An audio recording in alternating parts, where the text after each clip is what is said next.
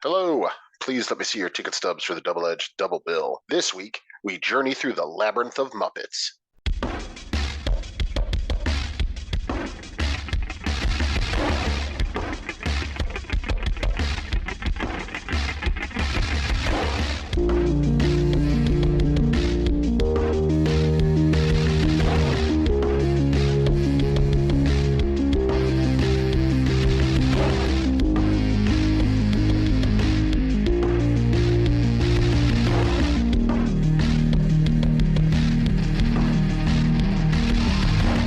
Each week, Adam Thomas and Thomas Mariani come to the table to discuss the randomly selected yin and yang of a double feature. Then, both will have to pick a number between 1 and 10 in order to seal their fates for the next episode.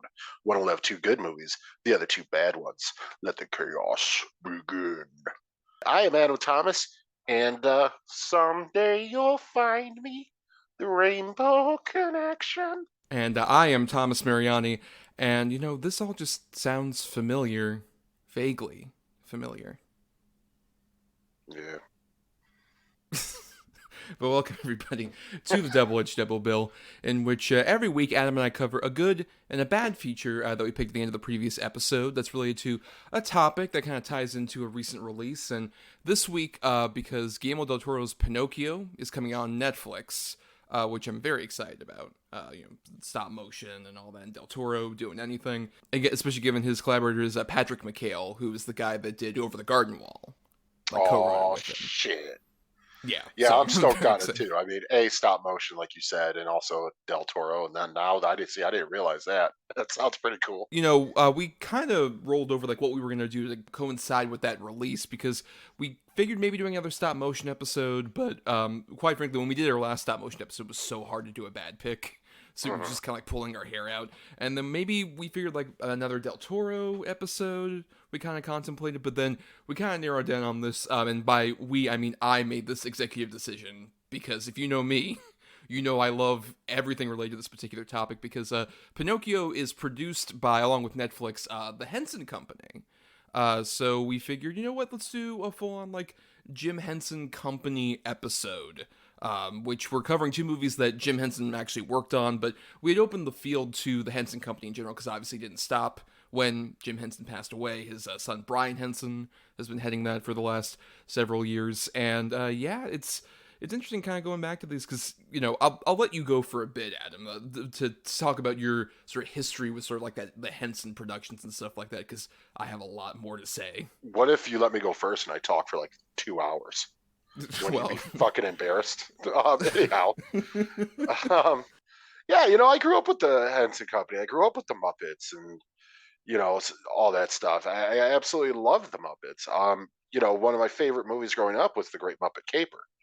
Now I still really like it. Obviously, as I got older, I prefer the original more, but that doesn't mean that Great Muppet Caper isn't good. But yeah, I mean, the Muppets have been a mainstay of since my childhood, and I still look forward to checking out the new stuff. Even that short-lived NBC show, which wasn't very good, but it was still fun to watch. Like, oh my god, it's the Muppets on screen. It's just, yeah, the Muppets are badass, dude. I fucking love them. Now go ahead in your diatribe. I'm gonna take a nap. You're gonna do your taxes. You're gonna do a couple of chores you've been putting off for a bit. But yeah, I can still remember one of my first sort of interests in, after, like, I always loved movies since I was a kid, but one of the first times I remember learning about sort of the process of filmmaking was picking up a Jim Henson biography when I was like, I want to say in third grade. And that's when I found out a lot of the stuff about, like, oh, in, like, the Muppet Movie, when Kermit's on the log, it's actually Jim Henson, like, underwater in a tank, and all this other stuff, and I was immediately fascinated. So then I just dug into all the other, like, Jim Henson sort of stuff. I literally did a report, I think, in 5th grade about Jim Henson that had me, like, with a big poster board and everything. So I've been such a massive fan of not just, like, obviously the Muppet stuff, which I loved ever since I was a very young kid. And my dad exposed me to, like, the movies and the reruns of the Muppet Show and all these other things. It's interesting just considering the fact that my entire life has been post-Henson, because Henson obviously died, like, in 1990. I was born just a couple of years later.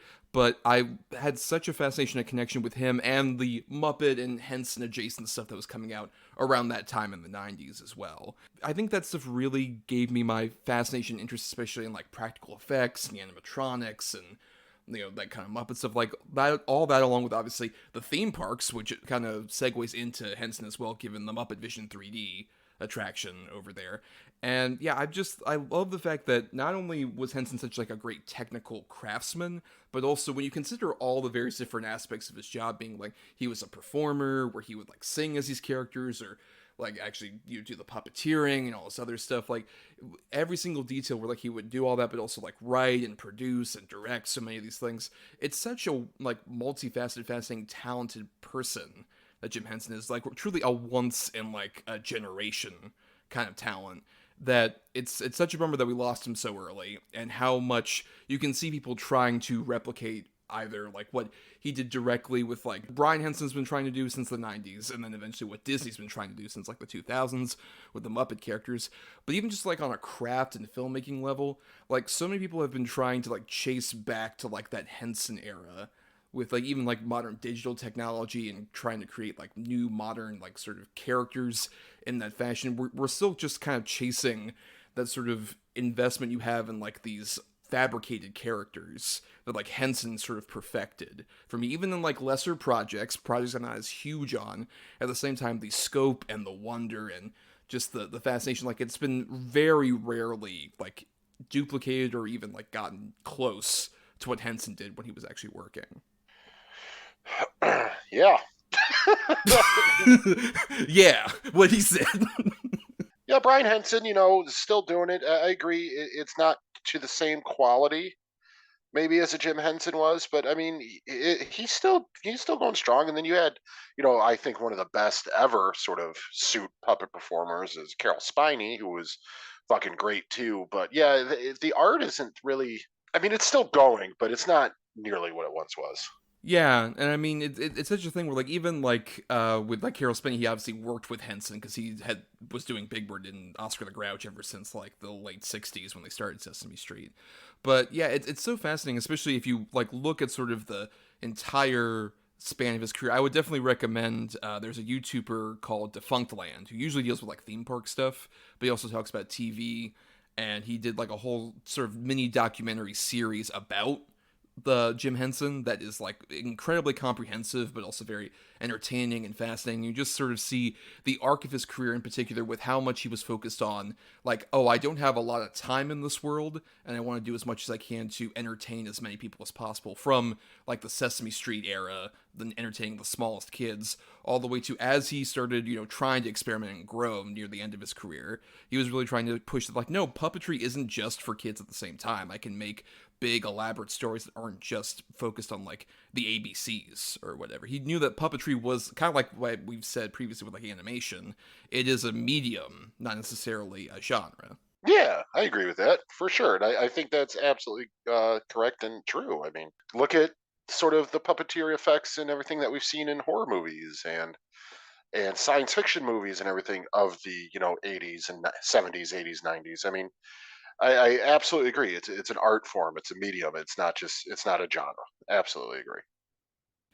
Yes, and we'll be talking about two interesting sides of that. We'll be talking about the two features we picked at the end of our previous episode, where we'll first focus on the good pick, which I had, which was the original Muppet Movie from 1979, and then we'll go into your bad pick, Adam, the highly controversial bad pick of Labyrinth. I know, everybody out there, don't throw tomatoes at him yet.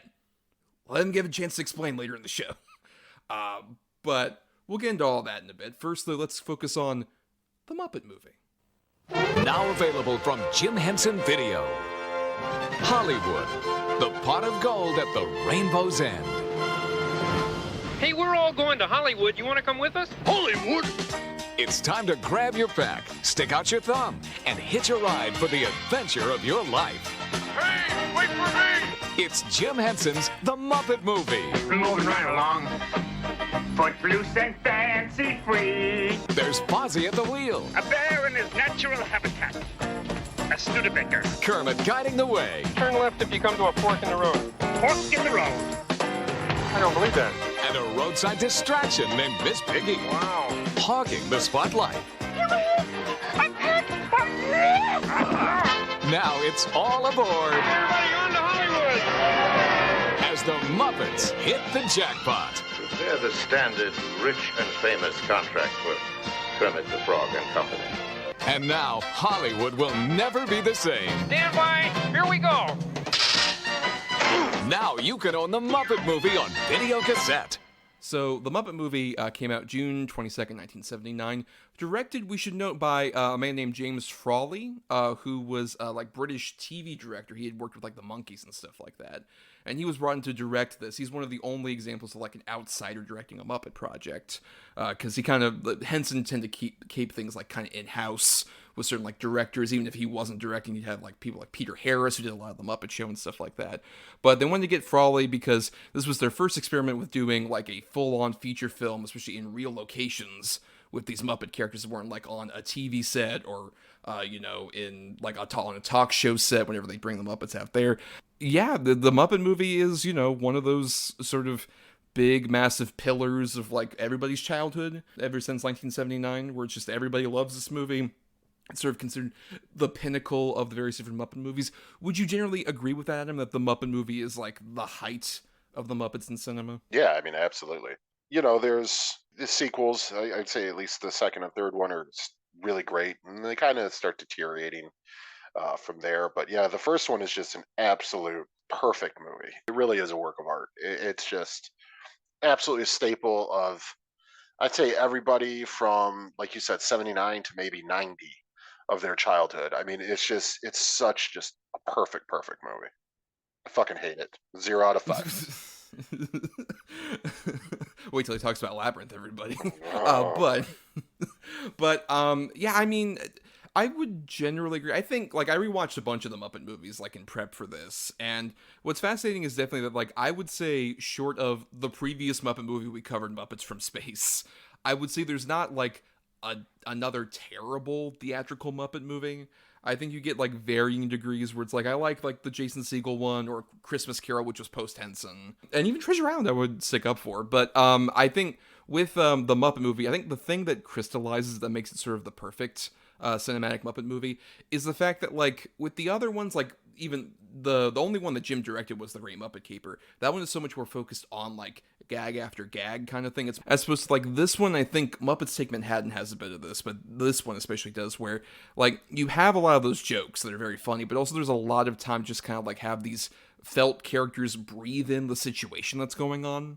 You have, it's a movie that's kind of leisurely paced, and it allows, at the opening where you have Kermit just singing that song with the Rainbow Connection. It is just when you look at what's going on screen, it's just oh, this frog puppet is singing the song, but he's actually embracing what his hopes are, what his dreams are in the middle of this swampy area, and it's a very slow, delicate kind of gradual build up to a close up of Kermit on this log. And you think of all the technical stuff that's going on there. Like I literally said, Jim Henson is underneath in that water tank doing the puppeteering for Kermit. It's amazing, but the movie doesn't treat it like that. It just treats it here is this character living in the moment and trying to think about where he can go from here and get out of this little swamp area and get to Hollywood. It's absolutely wonderful. And I mean, the song obviously was nominated for an Oscar and everything, but it is a beautiful song. It's so cute and sweet, and sort of sets the tone for Kermit, especially his personality and what Kermit is. And this is one of those type of movies where the celebrity cameos are fun. Where you're oh, they got him. Where, there's other types of movies where the celebrity cameos are just self-grandizing garbage. But this one, there's so much to love about this movie. Like I said, the celebrity cameos are really fun. The songs are all really good. Credit to Paul Williams and Kenny Asher, who wrote all the songs. Amazing. Paul Williams is the fucking piano player in Sleazo. That illustrious Fozzie Bear. Yeah. But it's just the songs are great.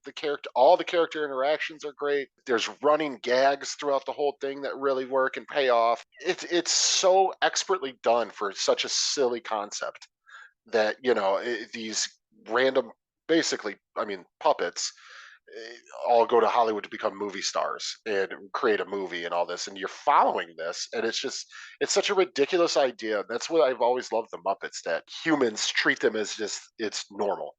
And they don't, for the most part. There's always occasionally a character who's oh my God, what?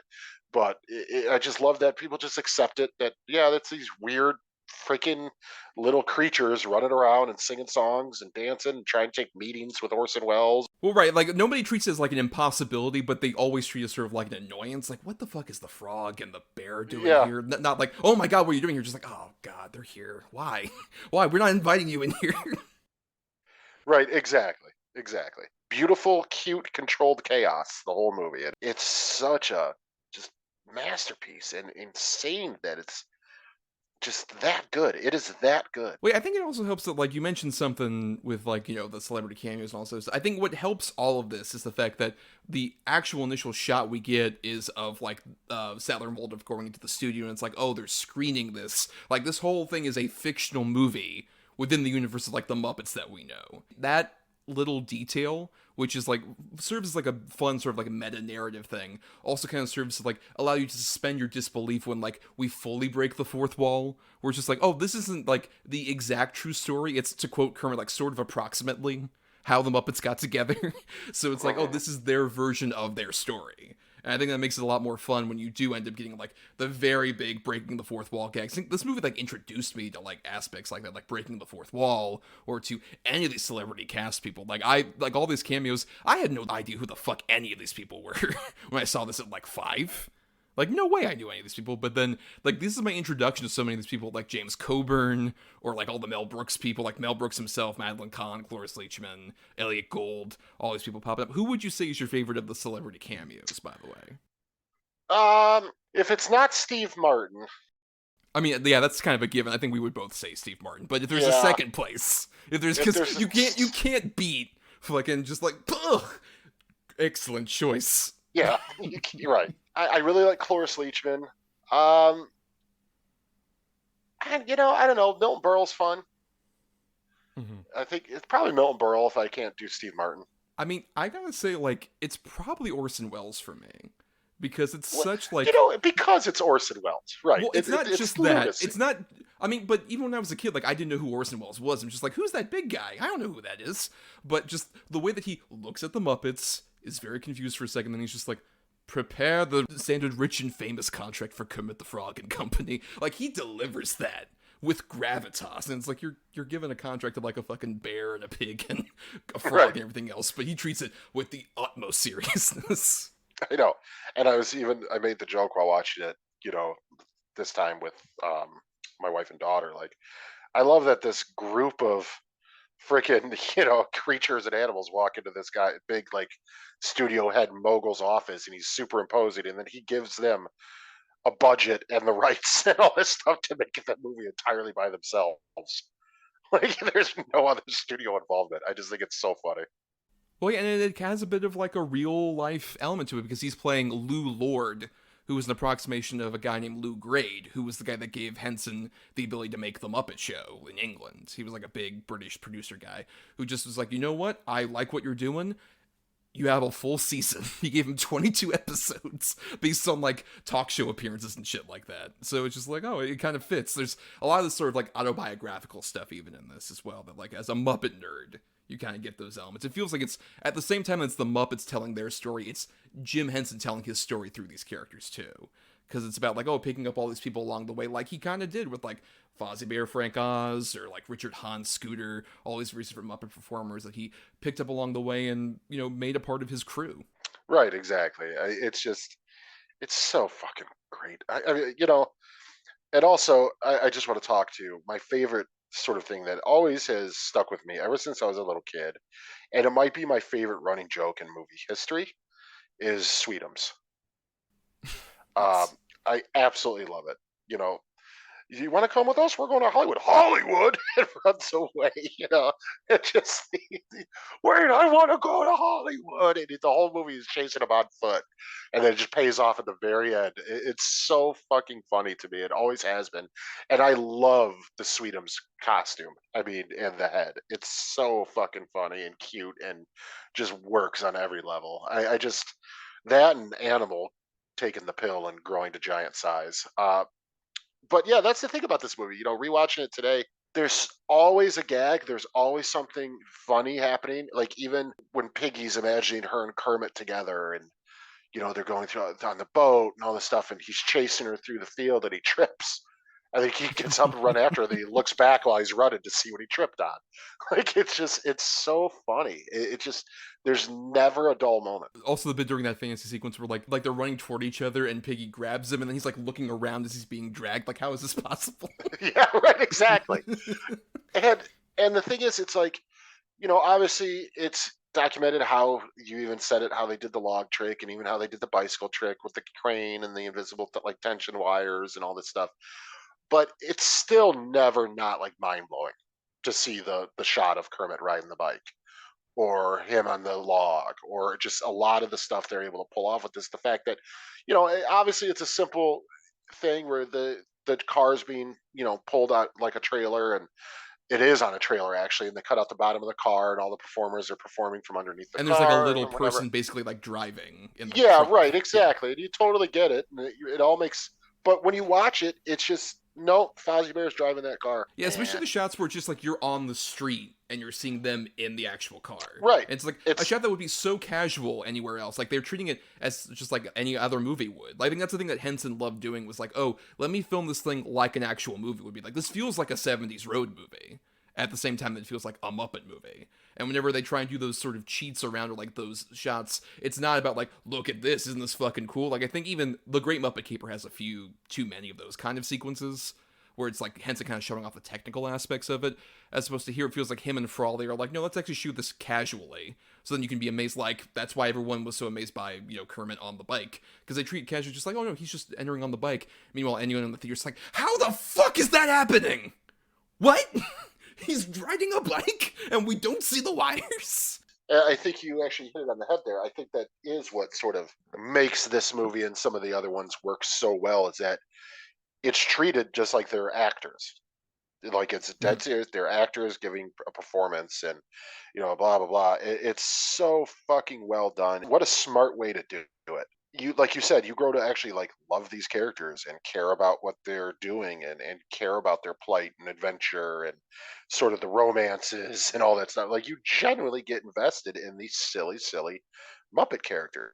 And it's just, that's how like there wasn't anybody or has been anybody like a Jim Henson, because nobody else has really been able to pull that off as well, to where they're so iconic, these characters, because they're treated dead seriously and because they're treated just like everyday people, or however you want to put it. But it's just, it's amazing. It's absolutely amazing that you can watch a movie like this and you care about fucking Gonzo and the chicken. Like, Gonzo's the big element for me, where like in this movie, like his sort of arc is so fascinating, where like you initially meet him with another great example of them kind of working around the sort of like, they can't show this, so they do like a fun gag with like the two cars like nearly hitting each other, like, oh my god, and then it cuts and it's like Gonzo coming down and it's like, oh, his truck is on top of their car, which is so fucking funny.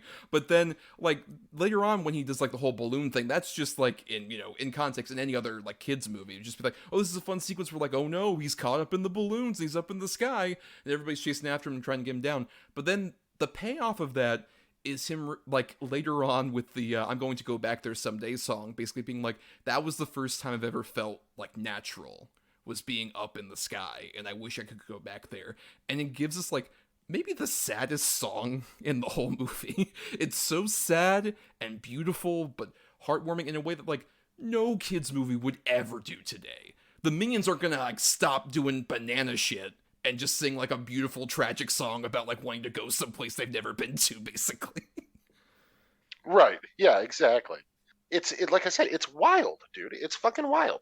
Okay, well, I guess that was going to be my next question. What is your favorite song of the movie?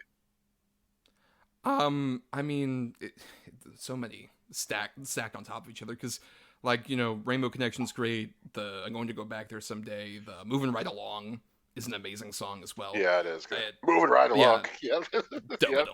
Yes. But I think I would have to say I'm Going to Go Back There Someday, if nothing else, because like in the song, like something that's like not in any of like the digital or physical releases of it that I love is when Fozzie and Piggy join in. I think is like one of my favorite sort of like Muppet moments in any of these like movies or TV specials or whatever, where it's like all of them kind of like suddenly like they all know how this song goes and they're immediately like kind of jumping in with it. And it's such a beautiful, sad, but worthy song that leads into like my favorite scene of the movie, which is Kermit talking to himself, which is another, once again, like a weird, like self-reflexive scene that would never be in a kid's movie of just like, I let them all down, but like I shouldn't have promised them that. And it's like, well, I mean, when you started this, you promised yourself something that you were going to go out there. It's such a beautiful little moment that like is like speaks to everything I love about Henson and everything. But what's your favorite song? Honestly, probably it would be Rainbow Connection now, but when I was a kid and I used to sing this song so much and drive my parents and my brothers crazy. But it's Can You Picture That? Yeah, the Electric Mayhem. We haven't talked much about them. Yeah. I used to sing it all the time. And I would just walk around the house going, Can you picture that? And it would just drive them nuts. That's probably my favorite. I mean, I get it, because like that's a great sort of like nonsense song, but that makes no sense whatsoever. But it's like such a fun, catchy song, and those characters are so like endearing. Like they were probably like because Animal became such a big thing, but I love that whole Electric Mayhem ensemble with like Dr. I love the whole Teeth, group. Yep. Zoot, Janice, Floyd Pepper. Like they're such weird, like, and they're clearly like, you know, it's the most closest Henson could get to like drug culture in the Muppets, where they're just like, they're so stoned. They're all high on weed or acid all the time. Like there's no question. But I love the fact that, like, these are people who, like, on paper, like, I could never see them interacting with, like, Kermit and Fozzie. I love the fact that they have a weird connection. Like, even when they, like, connect over, like, the script and everything, it's just like, well, you know what? We love this froggy little dude. Let's help him out. And that great line Dr. Teeth has, too, where it's just like, oh, we won't join you right now, but maybe when you're rich and famous, we'll exploit you for money. Right, exactly. And Kermit's like, oh, okay. But, yeah, no, I agree. Animal, of course, is kind of like the standout one, just because of some of the bits. Not even in this movie, but the caper, you know, wow, man, chases her out and stuff like that. It's just, Animal's great, but yeah, I love the whole group. But that's the thing about the Muppets. Period. Like, there's so many that I love for so many different reasons. There's a few that I'm not crazy about. Like I've never been a huge fan of Ralph or like Scooter or anything like that. Like they're fine. But like, you know, Waldorf and Sam the Eagle and, you know, obviously Gonzo, of course, but the entire Electric Mayhem and Rizzo the Rat. And there's so many just great little side characters. I mean, yeah, Kermit, of course, is always Kermit and Piggy are pretty much always the mains, and they're great characters. I totally get why they're the main, but it's such a rich world. Like, even like I said, yeah, I'm not crazy about Ralph. I'm not crazy, but even Ralph has some good, like, one-off lines real quick here and there. I mean, he has a duet with Kermit in this movie. The Hope Right. Better comes along is one of the great songs in the movie, too. And it's so interesting because when you realize, like, oh, wait, that's Jim having a duet with himself. Yeah, and it right, feels exactly. like so natural. Or like when they pick up Piggy and she's hitchhiking and you know, just, oh, I'm Ralph, the dog piano player, and oh, never mind. Like, he just doesn't even bother to finish his story. Like, it's just... My favorite bit of Piggy is in this movie, which is after, like, her big karate sequence where she gets rid of, like, Mel Brooks and all his cronies and stuff. Yep. And then she gets the call from her agent. And then she just hangs up the phone and looks at Kermit and says, goodbye! And then she leaves. Yeah. Yep. Is, like, my favorite bit of Piggy, and it's such a great example of, like, a big thing that, like, makes all these characters work so well is, like, all these performers at this time had so honed their ability to, like, be these characters after, like, 3 seasons of The Muppet Show, and even before that, like, specials and stuff. And, like, it feels like their own sensibilities are coming through their hands into, like, these puppets. I think that's a big thing that's missing from sort of the modern, especially Disney-era stuff, is that it feels like, oh, we have to kind of protect the sanctity of these characters as opposed to letting, like, the new modern performers allow to, like, add aspects to them. That's what's so great about, like, when you look at Gonzo, like, in the early Muppet Show stuff, he's, like, a very smaller, weaker, meeker character who talks like this, and then he became a lot more zany and interesting as it went along to, like, this point. Like, I think that's what makes those characters, like, flourish and makes them so memorable, is that, like, these performers are allowed to, like, add aspects to them as they, like, keep practicing performing them in various different ways. Yeah, absolutely. And, you know, another thing, too, that I really love in this movie is sort of the ending credits, where Scooter's going around asking everybody what they thought of the movie. And there's sort of, like, interactions with everybody. And the best one is Sam the Eagle. Like, what'd you think of the movie? It was sick and weird. It's so fucking stupid. It's such a one-off funny line. There's something so endearing about this movie. Like, even like I said, I love it. Me and my wife and my daughter watch it. My 7-year-old daughter watch it, and she just loved the whole thing. Sat there glued to it. When it's over, she's like, "That was so cute. Oh, how cute!" Like, can we watch more? And I was like, too late. But like, yeah, we'll watch more. Maybe tomorrow we'll watch the second one and then the third one and just keep going. But yeah, it's such a unique, cool thing that these type of movies don't last a long time, or you don't see them often to where they have such staying power and can be enjoyed by just every generation for the most part. Like my parents liked this movie. I like this movie. My kid likes this movie, and God willing, her kid will like this movie. It's if she has one. But it's just movies that are this good and this genuine and this expertly crafted just don't come around too often. And this is just one of those just gems of cinema. I mean, still there's, and that's the thing too. A lot of movies that are classics and stuff like that that people still like might have some problematic elements here and there to them. Okay, well, that's the time they were made. This isn't like that. This is one that you don't have to explain to some a younger kid while you're watching, like, oh, times were different then, or anything like that. It's not in here. This is just an expertly written, crafted, fun road movie. It's just, I can't say enough about it. Yeah, and I think a big aspect of that, I think, is also just like the way that these sort of Muppet characters interact with like all the various different humans. Like we haven't mentioned him for some reason, but the sort of main human character we get throughout most of this is Charles Durning as our villain Doc Hopper, who's amazing. All the way from like the moment you see him in like the sort of white Southern gentleman get up to, I love him the moment that awful commercial starts for the Frog Legs restaurant. He opens the mouth. He's like, "Hi, I'm Doc Hopper." It's such a great example of like that guy could have like in so many other Muppet productions, like what is so key is if you have a human character who stays throughout, they have to believe like the actual central conflict that's going on with these characters. And you believe that dude is just like, I need to get that fucking felt frog to advertise my goddamn restaurant or else I'm cooked. So I need Austin Pendleton to help me out and follow that frog all around here. And I think he does that so beautifully. And I think that's what like any of these people do. Like even one of the other great cameos we haven't mentioned, Richard Pryor. I love the bit when he is trying to convince Gonzo to give him the balloons, where he's just like, here's an idea, how about you give her the whole bunch? And he does like a weird smile, like, why'd you do that?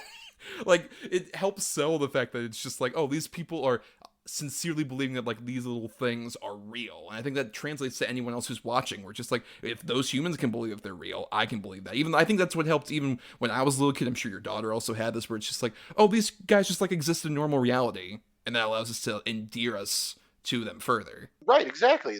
There wasn't. I don't think there was one question of like, how are they doing this, or who's doing the voices, or there was not one time. And every other thing we watch, she'll ask, "How do they do that? Who's doing this? Who's playing under the mask?" If we watch a superhero movie or something, she wants to know more about it. Not once with this. Not one time did she need any more information. She just went exactly with it. Like, yep, these are real characters. And I didn't even think about it. But yeah, wow, that's fucking wild. Because my kid is super inquisitive when it comes to movies and stuff. But yeah, this one, she was just on board. Yeah, and like it goes all the way down to like we'll start wrapping up because we have an old another movie to talk about, but the finale of this movie is like one of the best endings for a movie in general. One of the great examples of like, making a movie kind of like, let's get the whole gang together, finally get our shot to make this movie. And I just love that like it's all this build up and like all the props and all the sets are being built and everything's put together.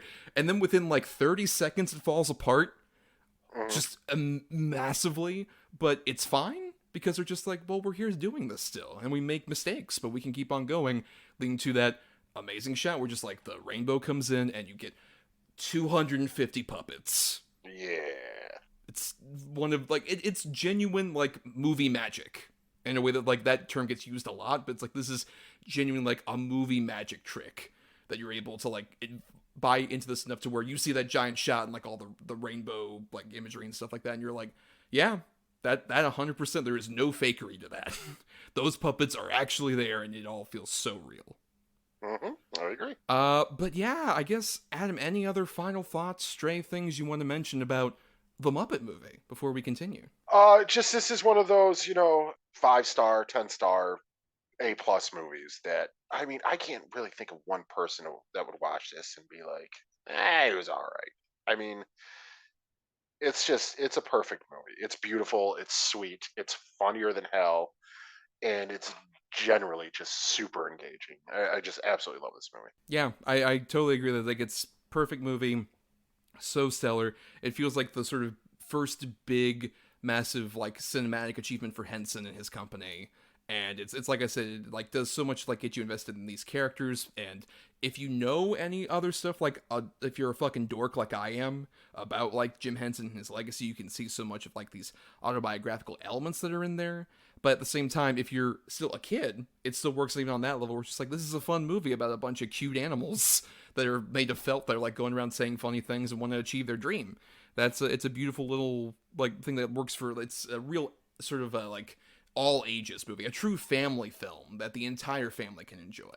And parents won't get sick of it or kids won't be bored by the adult jokes. It just all works beautifully together. And even though as someone who like loves all sorts of Muppet stuff, if you follow my letterboxd, I like log so much like random Jim Henson Muppet related shit.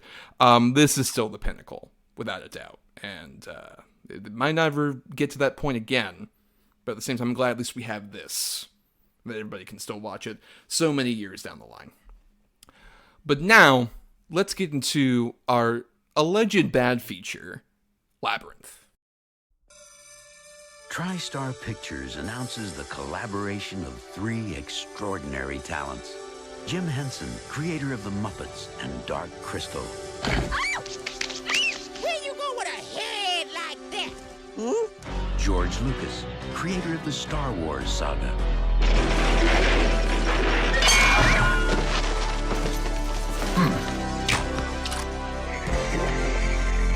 And one of the most innovative forces in modern entertainment, David Bowie.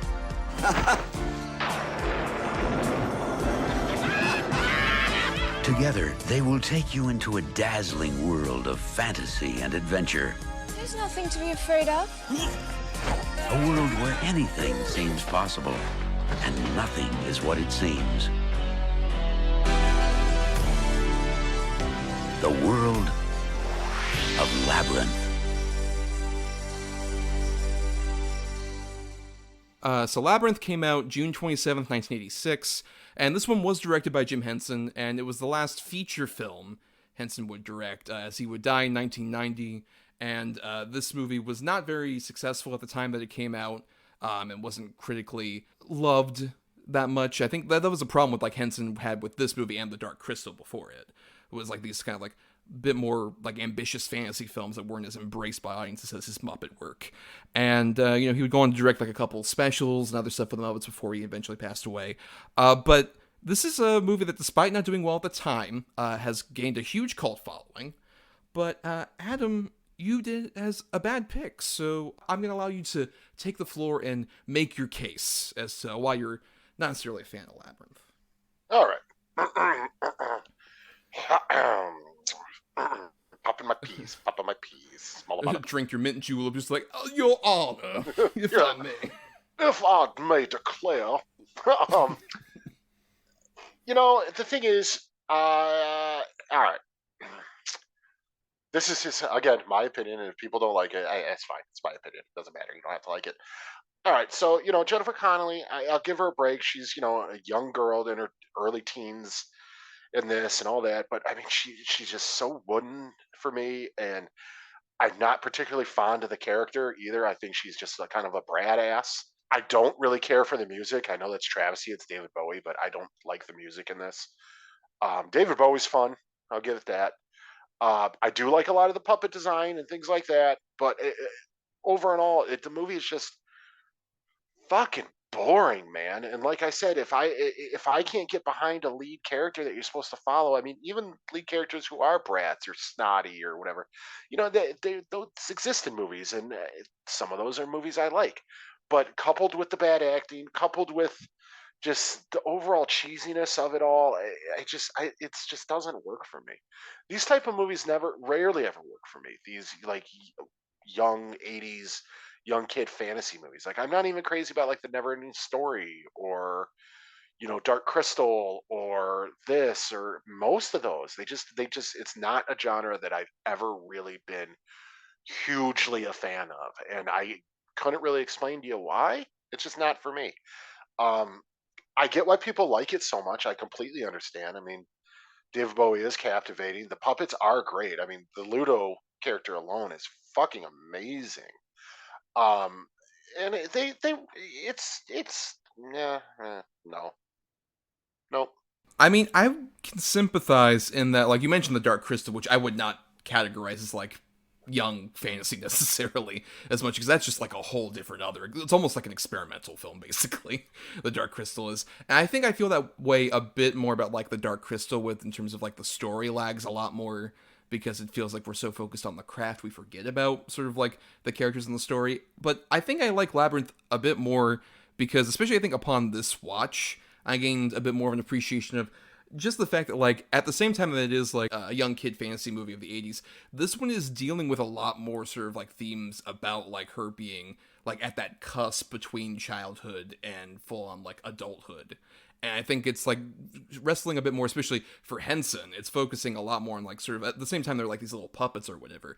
There's a whole like sexual awakening element of it that also has a completely different factor. I didn't realize until this watch where there was a point where they go through, like, before she actually goes into the labyrinth, and there's a shot of, like, her room, Sarah's room, and you see all the different, like, oh, there's, like, an approximation of, like, the various different characters we're going to see later, and there's one thing that's, like, a clipboard, where you see, like, a bunch of newspaper clippings that are cut out of Sarah's mother, who is, I guess, in what is revealed in those newspaper clippings, and you kind of see, like, bits and pieces of it there, is that she is an actress who ran off with another actor instead of her father, and that's why they're divorced and she's not in the picture.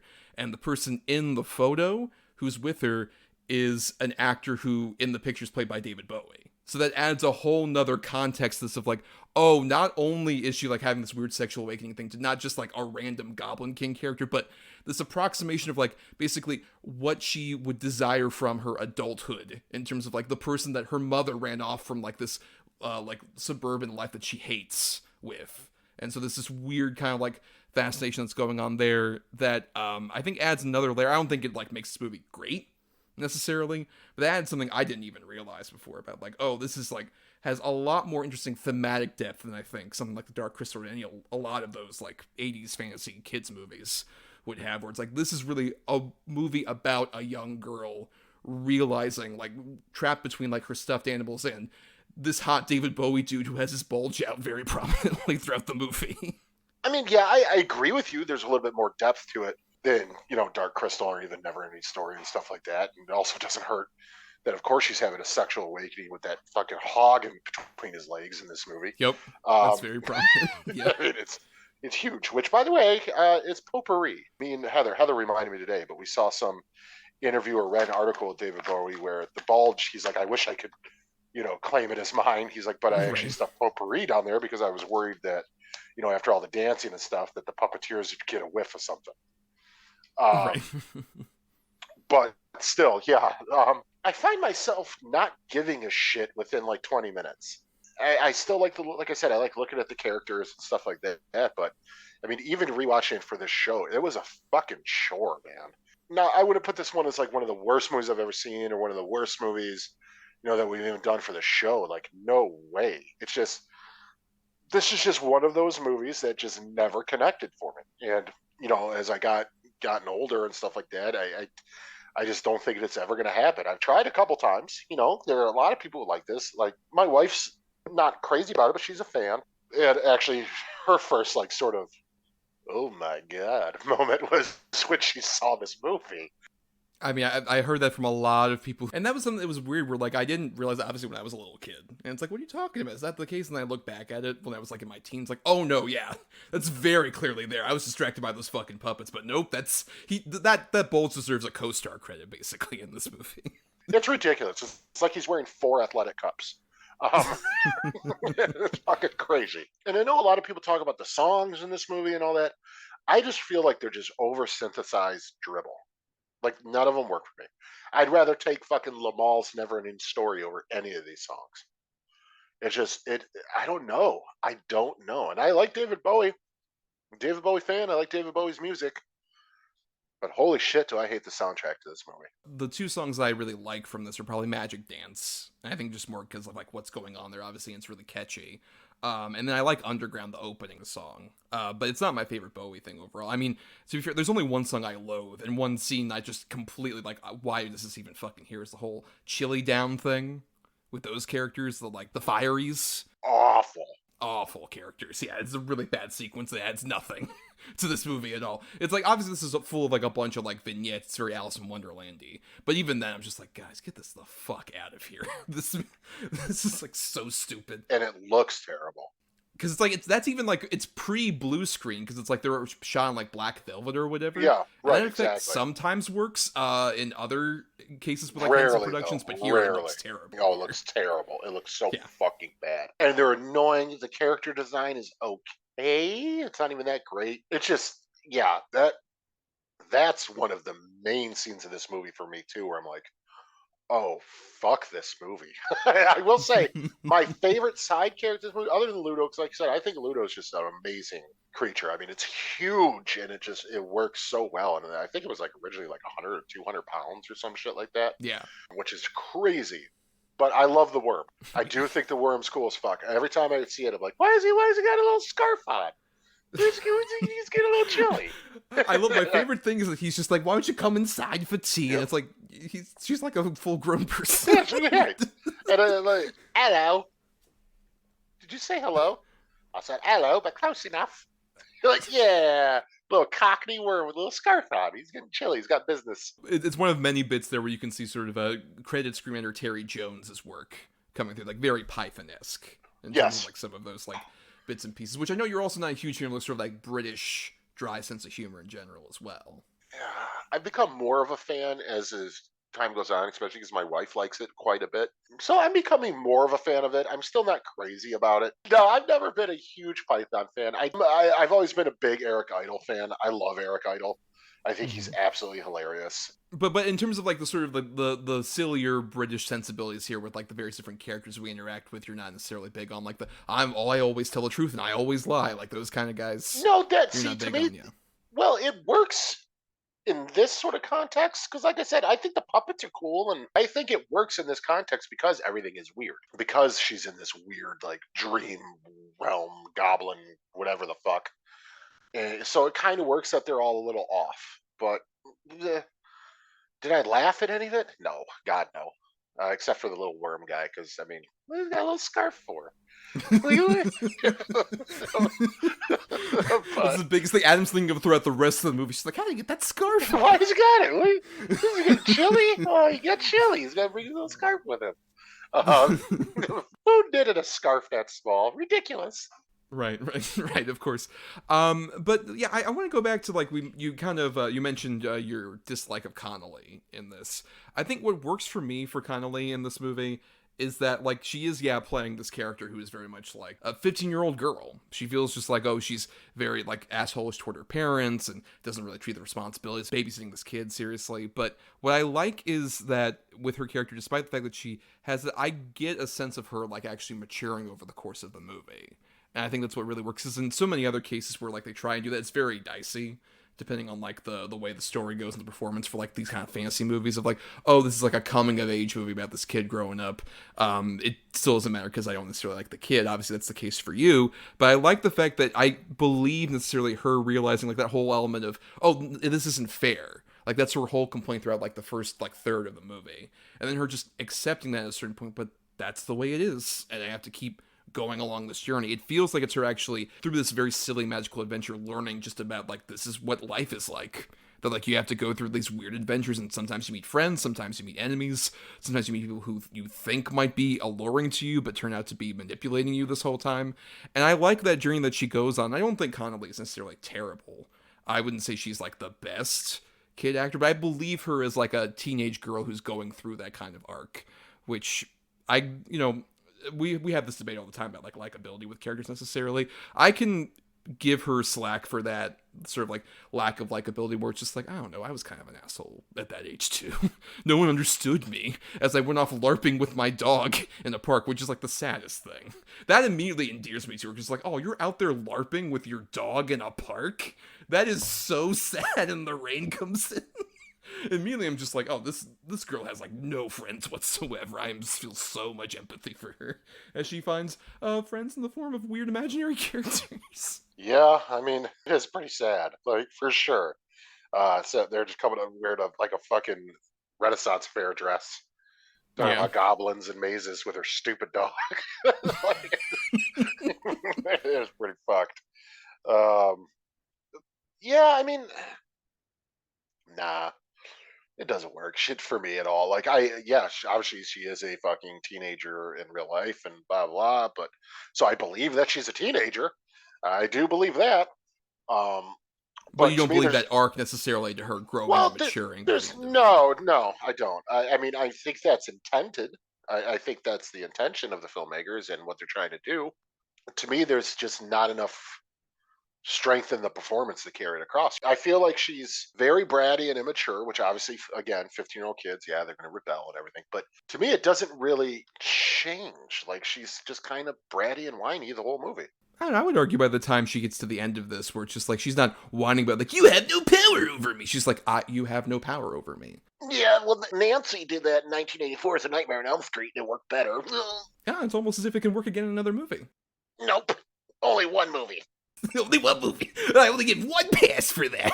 But I don't know. Yeah, I think like it's helped obviously. I think by like her scenes with Bowie, where Bowie is just like this weird, like obviously this kind of fits like his whole like pop star persona of just being, I'm a weird, magical, enigmatic character who's coming in and trying to get you to like basically become my queen, essentially. Like, he has the initial facade of like, oh, I'm gonna kidnap your baby brother, and then you're gonna like try and get him. But throughout the entire thing, he keeps coming back just like, maybe you should just stop doing this quest, just embrace your fate, which is me. That's what you need to do, just embrace who I am. And I can see that allure coming off of Connolly throughout the whole movie at the same time, where it's just like, oh man, this weird guy has kidnapped my brother, I have to get my brother. But also he looks like kind of like my dream man, and this is weird, and I'm feeling a lot of weird feelings. I think I feel that like off the chemistry between the two of them as well. And you said you liked Bowie a bit more in this, right? Yeah, man. Bowie's fucking really good in this. I mean, he's fucking captivating. Like, I don't know if it's the bulge in the crotch or the pain on his eyes, but you just want to watch this fucking guy.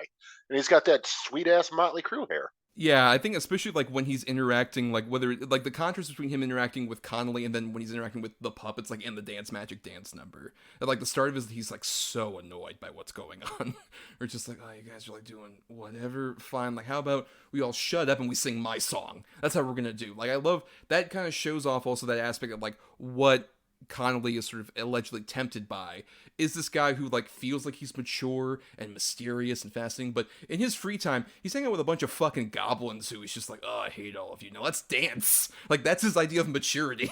Is doing that, like being a king of goblins is like, you're all gonna dance with me now. It's like, oh, you're just a big kid at the same time. And I think that also kind of helps with that arc, because it's her kind of realizing like, oh no, this whole like fantasy facade thing is still infantilizing me at the same time. We would both be like grown adult children together, and there wouldn't be actually any kind of growth or progression. You'd still try and keep me here with stuff like the that whole sequence with like the weird bag lady who's just like, oh yes, here's your toys, here's this, here's your... Yeah, I was going to bring that up actually. Heather was telling me, my wife, that part freaked her out as a kid. And watching it, that is still probably one of the most effective scenes of the movie. This creepy little bag lady who's, basically a hoarder turning her into a hoarder. Like, it's crazy and it's creepy, and then the puppet for that is really fucking creepy and weird looking. So I would say that's probably the most effective part, but I'm so bored. Yeah, I don't know. I don't find any of that like boring, because I think it has like that thematic resonance at the same time. Where like I think that's a big thing is like obviously with Henson directing this one, this feels the closest to like a lot of his experimental shorts he would do in like the 60s, like Timepiece and other stuff like that, where there's a lot of the weird surreal imagery, like the whole MC Escher sequence of them like walking around and like Bowie like literally going over like that one edge onto like where she is on the platform and stuff like that. It feels the most kind of like weird and bizarre and experimental. Even like the whole like as the world turns round sequence where like she's basically like drugged with this peach and then goes into like a weird Eyes Wide Shut party that Bowie is at. he's at an Eyes Wide Shut party with all those goblins. I mean, that's what it is. It looks a lot like that. They have like fucking masks and shit. Like, I was just waiting for her to say Fidelio. He's gonna bag the bag lady. Todd Fields playing piano and the synthesizer in the back. Yeah, hell yeah. But that's the thing. I think that adds another element where it's just like, oh, this is what an adult party looks like for Sarah. Just like, look, this is like, oh, we're all like having fun with masks and stuff, but we're all adults here, and there's this weird sexual vibe. But immediately she starts saying like, this feels weird, this feels off, I'm getting the fuck out of here. She asserts herself by throwing that fucking chair into the very clear, like, matted crystal ball thing that's there. I think that's the stuff where I think it doesn't bore me necessarily, because it's Henson also just doing weird experimental shit with like what is like a fantasy movie from this era. Like, this feels far more experimental than like the Neverending Story and a lot of those other ones you mentioned that weren't from Henson. Yeah, I guess. Okay. Scintillating conversation. That's what people listen to the podcast for. Yeah, right. Well, you know, hold on here. Let me get out my dissertation. No, I mean, what the fuck? It doesn't escape me why people like it, or why some of the things you're saying that you can sort of appreciate of it and all that. I totally understand. I absolutely get it, and I can see where you're coming from. And it's not even just because of Jennifer Connelly. I mean, or the music, and there's no one reason why I don't like this movie. It's several fucking reasons. It's just it's something that has never really engaged me on any sort of level, and I don't know if it's because I was never a 15-year-old girl. I mean, I don't know. I mean, a lot of the problems are universal as far as like rebelling against your parents and feeling lost and all that. And I was never that too, and I feel, I like this movie, so it's not necessarily a requirement for it. Well, no, I don't think it is, but I'm saying maybe that's part of the reason. I don't know. I seeing this as a little boy, it's hard to identify as a little girl, if you're not that way. Also saw this as a little boy, and I didn't feel that either. Look, man.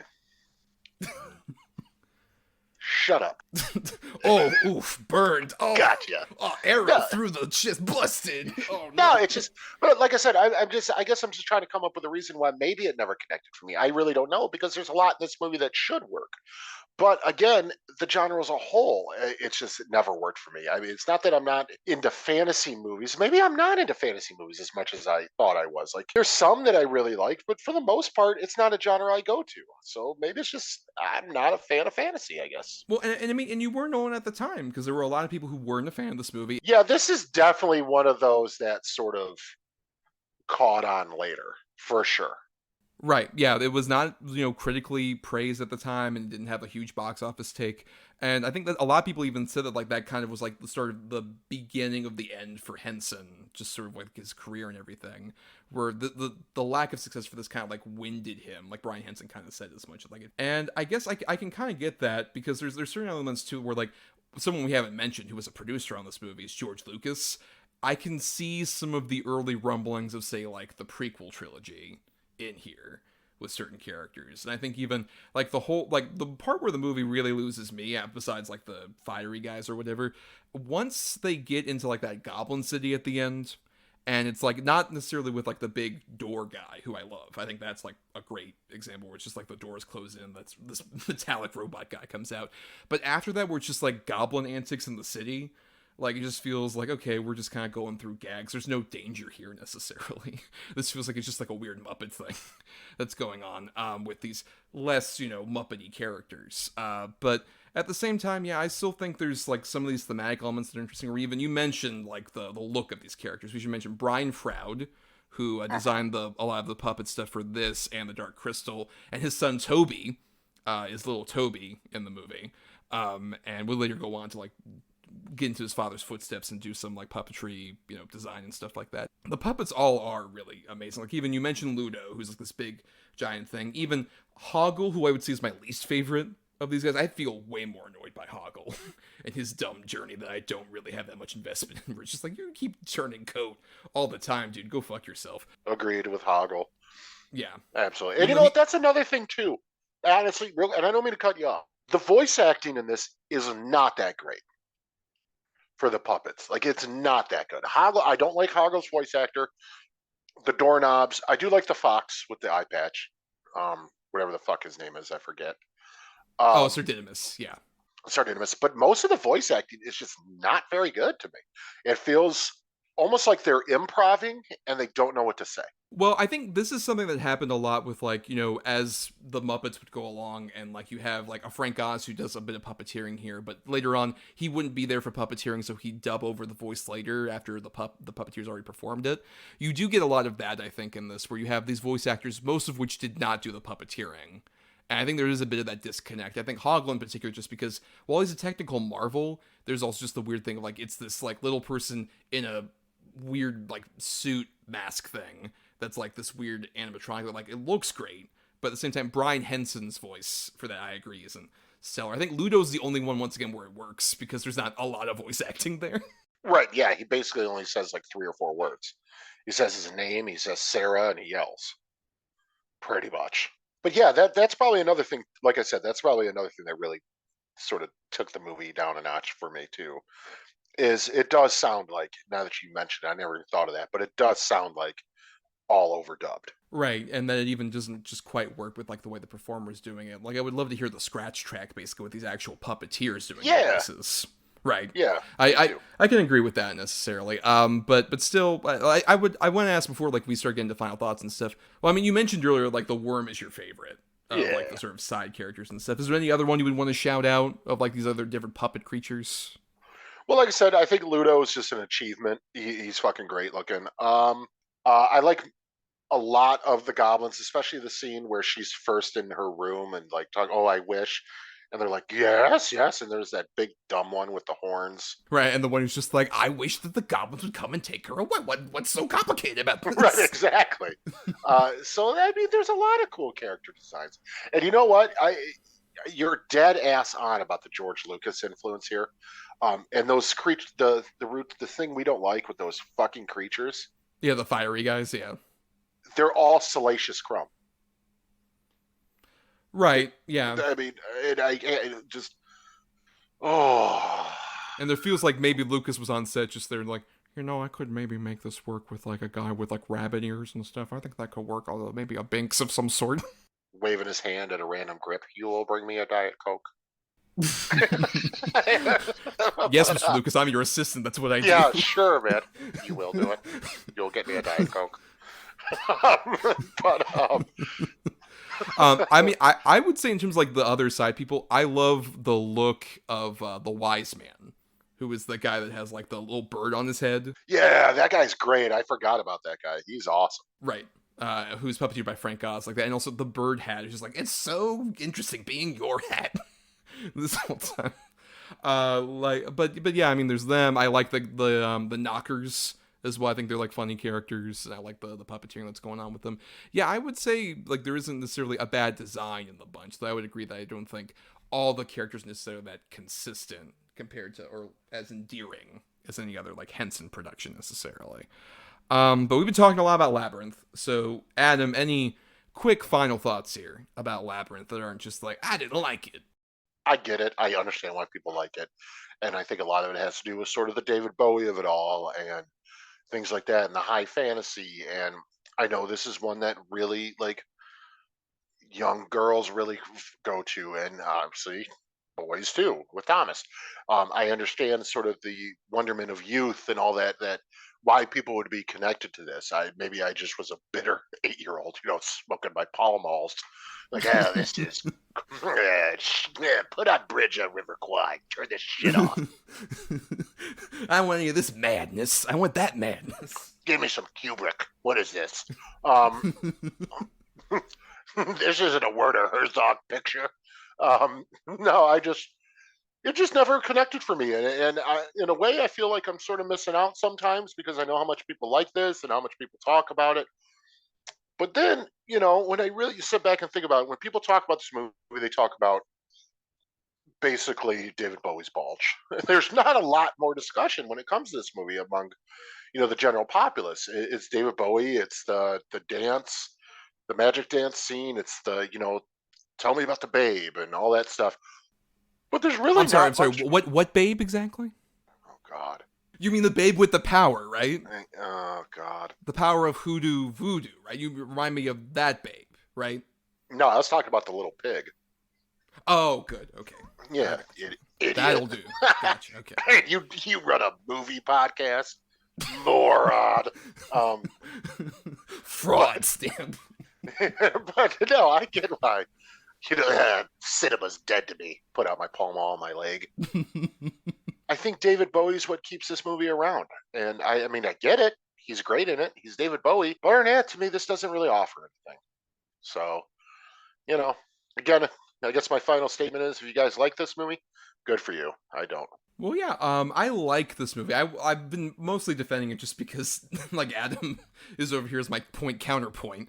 But I still have, like, enough issues with it where it's not, like, my favorite Henson thing. I think, honestly, as a director, Henson was sort of, like, at his weakest necessarily. I think he worked so much better as, like a writer, producer, performer kind of element of it, because when he kind of was in the director's chair, I think in the case of, like, The Dark Crystal or even The Great Muppet Caper, both movies I like, they still feel kind of like we're focusing a bit too much on, like, the technical craft, and this movie, I think, kind of suffers for that as well a bit. But at the same time, I think there's enough thematic resonance stuff that, like, makes it, especially when I was a kid, I just like, oh, this is, like, fun puppets and whatever, and it's fantasy, and there's this weird man here who apparently has a bulge that I'm not going to notice for, like, another decade or so. But now it feels just, like, a lot more interesting as, like, I've grown older. It's like, oh, okay, this story about being on that cusp of, like, growing up and realizing that, like, well, I could go for, like, this version of what being a grown-up is, but that's not really that grown-up at the same time, and kind of coming to terms with a lesson that I think Henson, like, tried to portray in a lot of his work of just, like, well, you do have to put away childish things to a certain degree, but you don't have to, like, put them away forever. They can still exist somehow in your mind, and they can still, like, sort of proliferate when you want them to, and there still is, like, a charm to having that element in your life while at the same time progressing forward as a person. And I think for all that, I think that's what makes this endear a bit more than just David Bowie's bulge, though that's a key component. I don't think anyone's arguing that. No, you can't argue it. And it's one of those things, once you've seen it, you will never unsee it. You cannot watch this movie and not check it out. You can't. No. You really can't. Especially when there's so many sequences of just, like, puppets at that, like, height level. At crotch level. Near 100%. Yeah. Like the bit where Hog was, like, begging to him, just like, no, please, master. Just like, you're literally right in front of you. Yep, full-on dick right there. Well, not full-on dick. That'd be a completely different movie.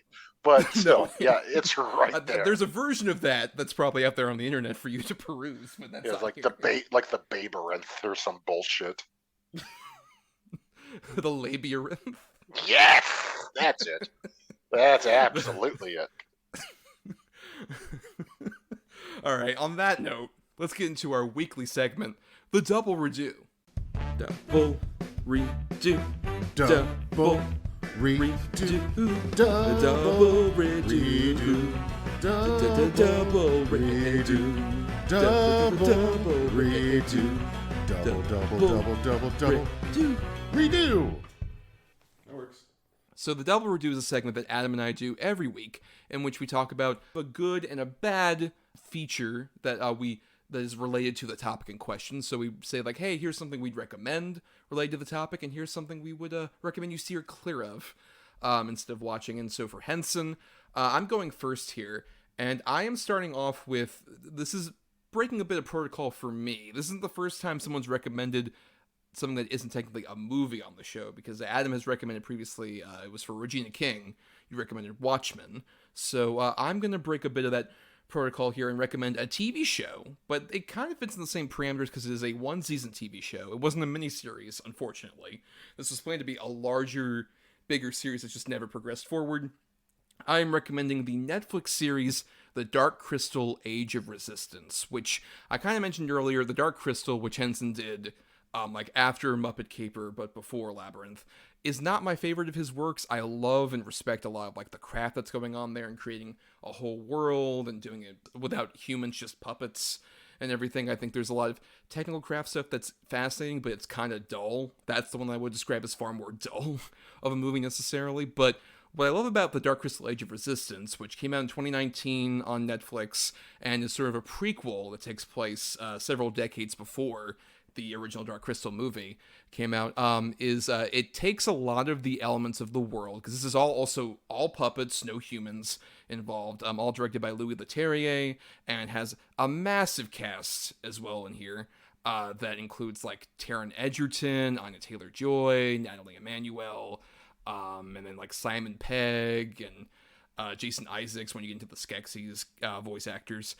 Basically, what this does, I think, is it takes a lot of the elements of that original movie and it expands them in not just like a sort of story form, but also really gets you to embrace like the characters and the actual plot beats that are going on here. This is basically about like how in the Dark Crystal universe, the Skeksis, who are these like big bird creatures, have been ruling over this fantasy world for a while, and this is the point where basically one of the Gelfling, who are like the smaller creatures, discovers that the Skeksis have like sinister intent, and he starts to question them as leaders, and it becomes a story about, as it mentions, like an age of resistance uprising.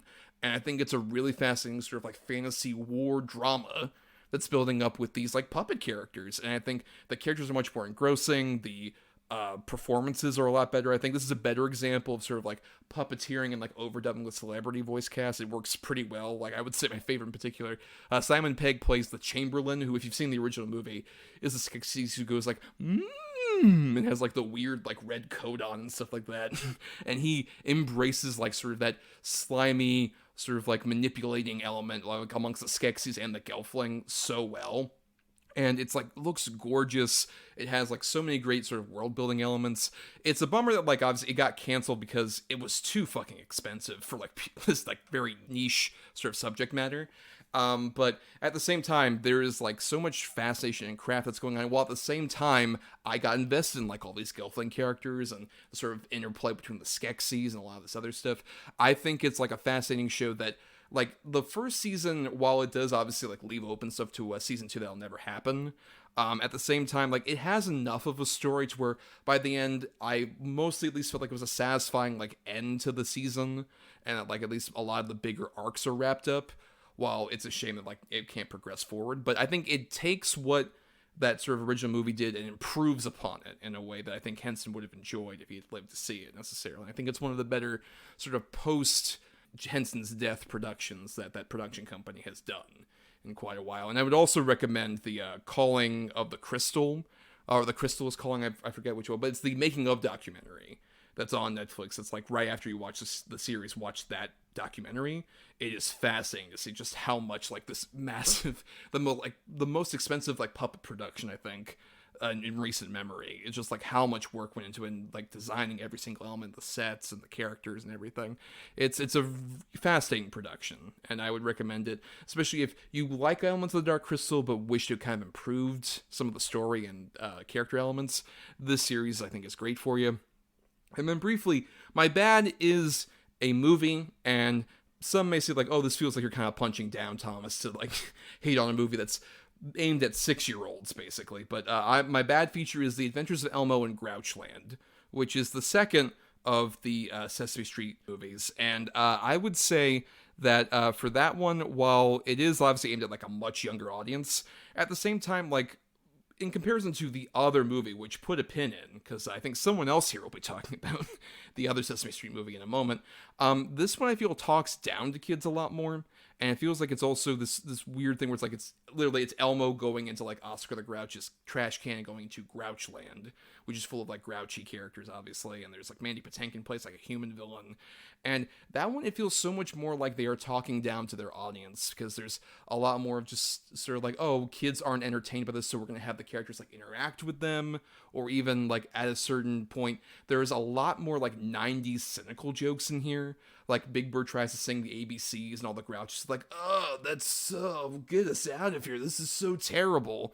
And it's like, I don't know, it feels like a weirdly cynical Sesame Street movie, which is a bummer because Sesame Street at its core is like a fun, like earnest thing about just like all these various Muppet-y kind of creatures teaching kids and also having their fun little adventures. And I think you can do that in, as we'll talk about, I think in a bit, in cinematic form. But I don't think Elmo in Grouchland does a very good job of that. And I think just because a movie is aimed at little kids doesn't mean that like you can't respect that audience.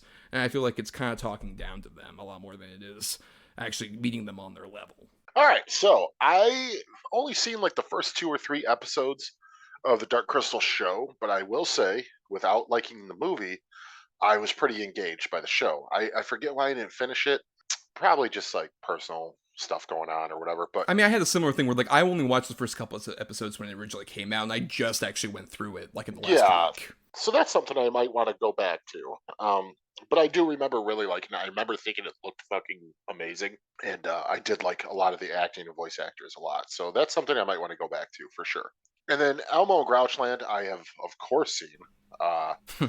Being a father to a daughter who was obsessed with Elmo, who had her Elmo doll from the time she was about a year old to just within the past 6 months put it away. Like slept with it every night. It went everywhere with her, all that shit. So of course we watch it, and yeah, I completely agree with you. I think it's treating its audience, which is obviously children, but treating them like they're dumb. And that's not something that you're used to getting out of a Sesame Street show or movie. But yeah, it feels like they're just sort of like, ooh, bright colors, loud noises, ooh, and it just doesn't work. It doesn't at all. In fact, even to the point where my kid, being an Elmo fan, really like didn't latch onto it as much as I would have expected. So yeah, it's not very good at all. But to sort of go with mine and talk about a good Sesame Street movie, if not a great Sesame Street movie, I have Follow That Bird. Follow That Bird is just another one of those that I grew up with. I loved it. I cried at it as a little kid every time I saw it, especially there's 2 scenes. One, Snuffy Boy Bird. And then when Big Bird's blue and in the circus and he's singing, bald. And it's one of those things where even if I watch it now, if I don't cry, I'm going to get misty eyed. It's going to happen. I think Follow That Bird really takes the Sesame Street sort of formula and really perfectly translates it to film. It's smart, it's funny, it's cute, it's so sweet, and it treats its audience with respect, the kids and stuff, and it does try to teach little lessons here and there, and it really works. And it's again really well puppeteered. It looks good. It's funny. The songs are cute.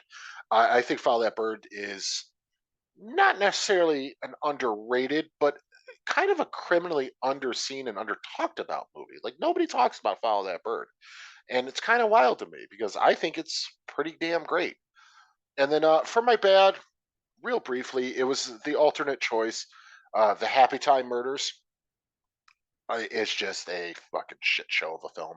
The whole gimmick is that it's puppets, doing crazy cum shots and swearing and all this sex and all this stuff. And they're not even good looking puppets. It's bland designs. The voice acting is not very good. It's really fucking stupid and bland. When your whole gimmick is puppets being filthy and dirty and stuff, which could work. I mean, Crank Yankers worked. I'm not a Crank Yankers fan, but it worked. People liked it. Meet the Feebles, stuff like that. Meet the Feebles, exactly. It's been done and has worked. So, but if that's what you're going to sort of base your whole film around, then at least come up with good designs. At least. They all look like bland ass puppets you would design in like ventriloquist class or puppeteering class. It's a lot of what the Henson Company calls whatnot puppets, who are like background puppets, you would say. Yeah, 1,000%. And it doesn't work. It just doesn't work at all. And any level. I mean, Melissa McCarthy's trying. I'll give her that. She's trying, but just barely. I don't think I laughed once at this movie. If I did, I wouldn't even call it a laugh, maybe a chuckle. But yeah, it's terrible. I remember even when the previews came out, I was like, this looks like it's going to be really bad. And hey, I was right. It's pretty fucking bad. Yeah, I have seen both of yours. I recently rewatched Follow That Bird for the first time since I was probably like, I don't know, 3 or 4 or whatever when I first saw it as a little kid in the prep before we were going to do this episode. And I agree with you, like, obviously the Bluebird song has been kind of like what is pointed to a lot. It's kind of like the sad moment of that movie. But even before that, like with the Snuffleupagus thing, or even the scene where like Big Bird is actually like leaving to go with a family, like that feels like it touches like on a primal thing that you felt as a kid whenever, like, if you moved away from your home or like a friend of yours moved away, and that weird first time you get that sad emotion, just like, I'm not going to see this person again potentially. And especially when it's Big Bird, the most innocent, cute, adorable, giant bird puppet you've ever seen, you feel all that emotion swelling up when you add it. But at the same time, there's still a lot of other funny stuff, like Dave Thomas and Joe Flattery as the the villains who run the evil carnival are so funny, like dim-witted, like perfect kind of like Sesame Street villains where they're kind of nasty, but at the same time they're very funny while all this is going on. And a lot of great cameos from people like Chevy Chase, John Candy, a lot of fun, like, people popping up in there as well. And also it looks very good, like when you actually see Sesame Street in cinematic form, it looks like, oh wow, this feels like a real street as much as it can be compared to like the sets you would see on the show. It feels like, oh, this is like, they actually expanded to make it look like a little town, which like works really well for it. And then Happy Time Murders is like one of the most disappointing films of like the last 20 years for me. Because like that movie, I followed its production a lot because I was a Henson dork. I would read Muppet Wiki, and I would hear about like, oh, the production, like it was going to star Cameron Diaz at a certain point, and then it moved on to like, I think Elizabeth Banks, and then she moved on to like a smaller role, and like Katherine Heigl even. And any of those choices I think would have been much better than like McCarthy, who I genuinely like as a comedic persona in theory, but the problem is, like, from what I've heard, so kind of like on the down low, a lot of like her and her husband Ben Falcone, who like makes all the bad Melissa McCarthy movies, they kind of took over that movie when she signed on, and I think that shows very sadly. It feels like it's kind of like, oh, let's just really embrace the gimmick of just like, oh, the puppets are gonna come and all this other stuff, and it's gonna be like wacky and raunchy and silly, and it's like, this should have just been like a fun, like, maybe slightly harder edged Roger Rabbit with puppets, but instead this is just like, it's abysmally unfunny and just like a real waste of talented performers. Like during the credits, they have like oh, here's the behind the scenes of how we made this and all the work that went into it, and that just makes me feel so much sadder that all this time and effort that goes in like an average Muppet movie is spent on this like nothing burger of a movie. Yeah, it's fucking terrible. But let's repeat our titles for everybody out there, in case you missed them. My good pick was the 1-season, 10-episode series on Netflix, The Dark Crystal: Age of Resistance. And my bad pick was the film The Adventures of Elmo in Grouchland. And my good pick was Follow That Bird, and my bad pick was The Happy Time Murders. Yes, and we'll be wrapping up the show here, but stay tuned to the very end, as we're going to be picking our titles for next week. So stay tuned for that. But we want to thank some people first, like Chris Oliver for the intro and outro music used for our show. Listen to more of his music at chrisoliver.bandcamp.com. Thanks to Christian Thorlally for the artwork for our show. Follow him at Night of Water, that's night with a K, _of_water, on various socials for all his great artworks. And also thanks to our Patreon supporters over at patreon.com/DEDVpod, where for just $1 a month, you all get to listen to bonus podcasts we put out every month, and also you get to vote in polls for individual topics or movies that we cover. And this week that we're putting this episode out, you'll be able to pick between Adam's 2 bad picks for our upcoming 2022 wrap-up episode. That'll be the first episode of 2023, where we'll be going back and looking at movies that came out in the year of 2022. And Adam, they have to choose between The King's Daughter and Moonfall, right? Those are your choices? Those are the choices. I'm not looking forward to watching either, but I'm definitely sort of interested in both. I mean, I'll say this much. I have seen Moonfall, and there's a lot to talk about in Moonfall. It's very, very bizarrely bad. But at the same time, I am fascinated by The King's Daughter. If you all don't know, this is a movie that was supposed to come out like in 2015. Yeah. And it's been in like weird production delays for a while. And it's apparently about like Pierce Brosnan plays King Louis XV. He has to kidnap like a mermaid to try and like steal its life force or something, and his daughter has to save the mermaid. It's like, what? That's some dumb shit. I don't even know. Yeah, I'm very curious to actually see that. But, whichever, Moonfall or that, whatever the patrons choose, we will cover. And if you, like I said, contribute $1 a month, you get to vote in a poll like that and help us choose which of those bad picks we'll be covering on that episode. But for more of us, find us on Instagram, Twitter, and Facebook at DEDBpod. And you can also send emails to us for larger feedback over at doubleedgeddoublebill@gmail.com. And you can find me on Twitter and Letterboxd at NotTheWho's Tommy. And I also do some writing on marianithomas.wordpress.com and at film-cred.com. And you can find me on Letterboxd at Schwandson, SCHWANDTSON, or on Instagram at Atom or Adam. That's ATOM_OR_ADAM. Yes, and for more of us, in terms of our audio antics, subscribe or follow us over on places like Apple Podcasts, Stitcher, or wherever you get your podcasts out there. If you're listening on Talk Film Society on that huge feed, why not listen to all the other great shows on there? Plenty of fun ones. And you can also dig into our archives and our Podbean main feed for several episodes before we even join Talk Film Society. And nothing else, if you can't contribute to the Patreon, we get it. Money can be tight sometimes. The totally free way to help us out is to rate, review, or share the show around on your socials. That gets us more visibility out there. That gives us the rainbow connection to the lovers, the dreamers, and you out there. And especially after that endorsement, I mean, how can you not do it? If you don't do it, you're awful people. Yeah, Kermit's crying, just like, why didn't they share the show? Yep. Kermit, loyal listener. Kermit's dead now. You guys did that. I changed voices one too many times. You motherfuckers.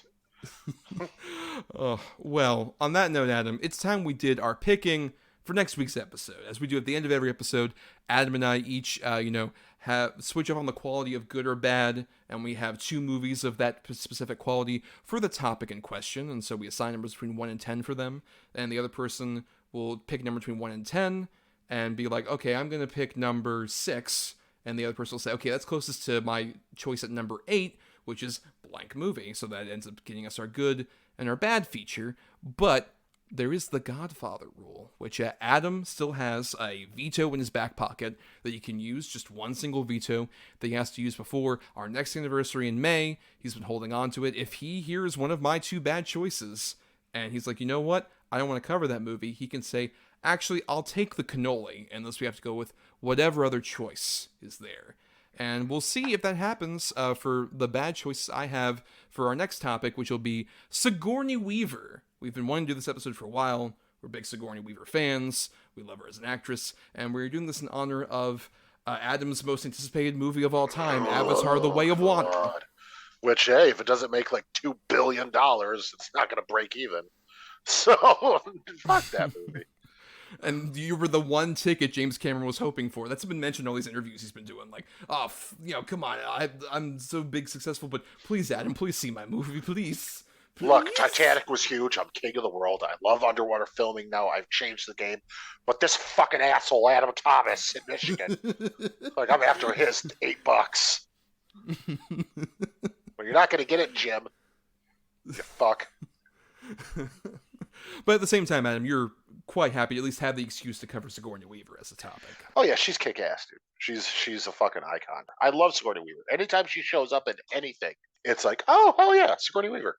Yep, always a great presence. And I actually won't be doing any picking this week because our patrons over at patreon.com/DEDBpod chose between your 2 good picks in a poll last month, and they ended up picking between your choices of Working Girl and the ultimate winner of Galaxy Quest, which, hell yeah. Love Galaxy Quest. Galaxy Quest is super fun. Yeah, and she's great in it. She's fucking great in it. It's one of her best comedic performances. For sure. But now, Adam, it's time for you to do my choices for bad picks, which I will just say up front, this one was a bit more wrought for me in terms of just like quite the bad pick that would be like at least interesting to talk about with the Weaver, because I don't think she's done too many like bad movies, and a lot of them aren't necessarily as interesting as others, but we'll see what you end up with as you pick a number between 1 and 10 for my 2 choices. Oh, since we're doing this because of Avatar 2, let's just go with number 2. Okay. At number 1, I have a movie that she is definitely in, but more of as a supporting player, but this movie is incredibly, fascinatingly bad.